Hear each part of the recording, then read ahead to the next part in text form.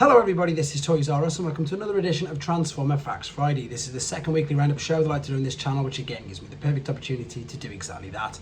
Keep you guys updated with things that are going on in the world of Transformers, and let you know what's happening with this YouTube channel, and of course my Instagram, which is toys_rruss. So yes, don't forget, tomorrow night I'm going to be going live again for another Q&A, and I suppose anything that you guys want to ask and in fact see from my collection. And also again, just to quickly remind you, channel members, you will get the opportunity to win a deluxe figure of your choice. If you want to be in the opportunity in the group to obviously to win one of them figures, all you need to do is be a channel member by, I suppose, this time tomorrow. Right, let's kick off with some new stuff then. So we know this year is going to be huge for Transformers, and Takara Tomy have started it off with their statue. This is weird actually. Now I'm going to apologize straight away for the reflections. And I suggest you head to TFW 2005 or Takara Tomy's actual website to have a look at this. But this is just pretty much dropped overnight for me over here. This is a transforming statue. So it's obviously very G1 Optimus Prime. But the reason why I'm saying it's a bit weird is because it's sort of like a Robo-Sen, but more like one of them Jada toys, you know, with the ones with the really, really basic transformations. Now I tried to screen grab a few of the images, but again, there's a lot of reflection. It is exactly this. It's just the statue. So you've got your G1 Optimus Prime cab, and he transforms to a standing position. And that's pretty much about it. I know it's got some voice features as well, but it's featuring the original voice actor from Japan. Whether or not they will change too much of this and release it in the rest of the world, I don't know. I think it looks all right. I think it looks good. We've got no idea of prices on it, but the reason again why I said it was weird is because it's sort of in between. We've obviously got the completely off the charts price Robo-Sen, which of course is a lot more interactive and there's more you can do, and then you've got the real cheap Jada ones, which again just does exactly what this does. It starts in the truck and then just ends up standing up. So it'll be interesting to see what the price is and all the other extra things that you get with it. At the moment, as I say, there's a little video on Takara Tomy's YouTube if you want to check that out. Talking of Takara Tomy, this is something that I'm very interested in, but I've got no more information just yet. It's going to be an archive book coming in May. So we know the cover of it. That's about it. Now I'm kind of hoping it's a bit like, you know, the other books that I use quite a lot of. I don't know how big it's going to be. I don't know if it's going to be Generation 1, Generation 2. I'm not too sure. I can't imagine it's going to be absolutely everything because it would be, you know, huge. But if it's the start of something, then it's some like as in a series, Generation 1, Generation 2, Beast Wars, etc. It is something I'm going to be looking into. So as soon as I find out more about that, I will let you guys know as well. Right. This, unfortunately, especially for one of my subscribers who is not happy with this at all, is looking to be legit now. This article in T-Formers says it is not a custom. It is, in fact, a first-hand look. Now, whether this is true or not, I do not know. I can't confirm. But also, as somebody pointed out, look, the windshield is red. So if it was a custom, it would have been really difficult for them to do that. So this is looking like Legacy United Chromia. Again, not confirmed. Fingers crossed we get to see her officially revealed in March. But I suppose the points that people have raised about the windshield, etc., looks like it could be the potential actual figure. So I love the colour scheme on that. I know it's Prowl's body, but I love the colour scheme. I think it works really, really well. Okay, just a very quick reminder that the HasLab is absolutely barnstorming. You can go to, these are just a couple of quick images from TFW 2005. It is live. It looks like it's starting to go all around different countries in the rest of the world. It's well over half the way into being funded within the first week. And it's something that I'm getting more and more intrigued about. I've got to confess, I've not done it yet. I'm tempted or waiting to see if perhaps they put in an extra tier, because I think it's going to do really well. And if memory serves me correct, there was always like 3, maybe 4 tiers with the others. So fingers crossed there's something else as well. But again, for all the backers, it is flying up. Right, moving on, again, Japanese take on EarthSpark figures. They've taken the original molds and they've made them look slightly better, to be honest. So giving them slightly different paint apps. These, of course, are very basic figures aimed at what I would say is a younger audience. And again, they are now available in the Japanese market, but as I've said, they've given them, I'm not going to say a premium deco, they've just given them a different deco to differentiate them slightly. This is Skull Cruncher. I've not seen this anywhere in the UK yet either, so I am keeping my eye out for it because I do think it'll be worth a little review because it's one of them flip changes. So very basic figures, but a lot of fun. Moving on to something that isn't very basic at all, you've gone from EarthSpark figures to this. This looks, in my opinion, amazing.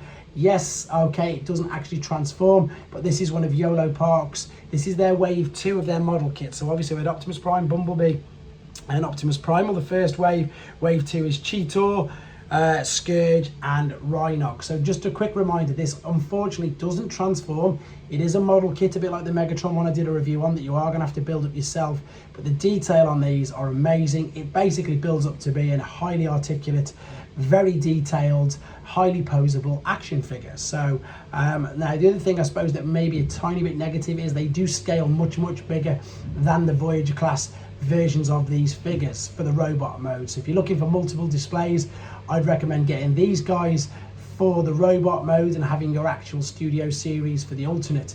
It looks spectacular. The detail on this is great. As I say, in my very short experience of YOLO Park, they seem to be amazing, and this is no exception. As I say, the only negative to some people is the fact that it doesn't transform, but if you're one of the people who just likes to buy for display, it looks amazing.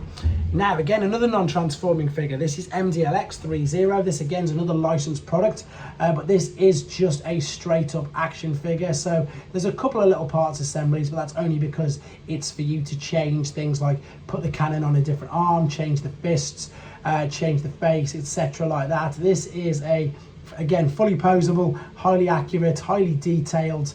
I say accurate, it's not super accurate to this is the comic book version of Megatron, so slightly different paint scheme.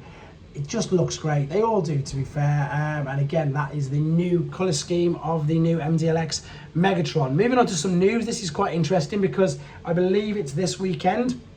It's the time of year for toy fairs. It says not you, New York Time Fair, but Hasbro Germany's given us a heads up of their participation at this year's Nuremberg Toy Fair. So we're expected to see products from Transformers 1, and in addition to Hasbro, Wincore is set to showcase officially licensed Transformers mirror balls. So these are blind plastic ball with licensed toys or products within. So over the weekend, expect updates from myself. This is the huge toy fair that is going to be happening as we pretty much speak, starting from the Friday in Germany. So that's going to be interesting. These also, I have to show you these because I think they look great. I know that things like this aren't everybody's cup of tea, but I also appreciate that other people do actually like them as well. So these are, what's the correct name for them? Moshibots Transformers Plush Wave 2. So these are little figures, little cuddly toys, aren't they, basically? So we've got Shattered Glass and Standard Megatron, and then your 3 Seekers. So these are exactly that, little plush toys. I think they're great. Look at the shoulder cannon. It's just great sitting on his arm. There it is from the back. There's loads more images of these, by the way, guys, on TFW 2005. There's Shattered Glass Meg, so he's got the blue cannon. There's loads of photos from all different angles. I've just selected a few to show you. There is Starscream. We've got the trio of Seekers, as you would expect. Thundercracker and, of course, Skywarp. There's the 2 Megatrons. These are great. The fact they've gone straight for Shattered Glass as well is brilliant. Then there is the Decepticons. Then we've got, of course, the old-fashioned, well, of course, the old square-off, face-off, whatever you want to call it, Prime V Megatron. And then the Shattered Glass versions of these as well. And there's good old-fashioned Autobots versus Decepticons. So keep your eye out for them. I think they look a lot of fun.